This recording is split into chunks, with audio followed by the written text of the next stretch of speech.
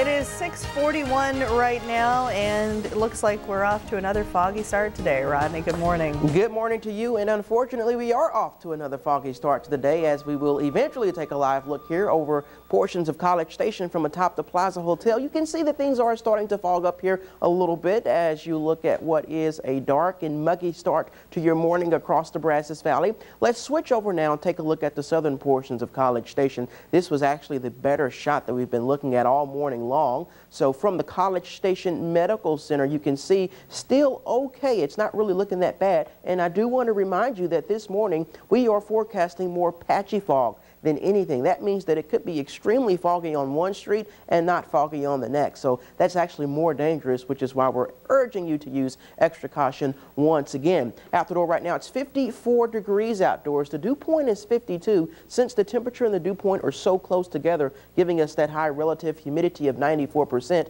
that's why the fog is developing across the region. Now, the winds are actually out of the south at 15 miles per hour. This may help us because if the winds can stay up just a little bit, that will prevent the fog from being able to settle in as much as it has been over the past 2 days. Here's a look at the visibilities across the Brazos Valley. Right now, Hearn is back down to only a quarter mile. That's pretty poor visibility. A typical visibility is at least 5 to 10 miles. So as you can see, most of us are under that standard 3 right now in the Twin Cities, and we are seeing some more poor visibilities down in the southeastern portions of the region. Huntsville, Conroe, and Tomball all reporting visibilities of less than 1 mile. We have a dense fog advisory that is in effect from Bryan College Station south and eastward until 10 o'clock this morning. So exactly why are we seeing all this fog? Well, the process actually began last week when we got that much needed rain across the Brazos Valley that got the ground wet, and that water didn't just disappear. A lot of it actually evaporated back into the air once the sun came out, and that produced the moisture. Now, we can't see that moisture,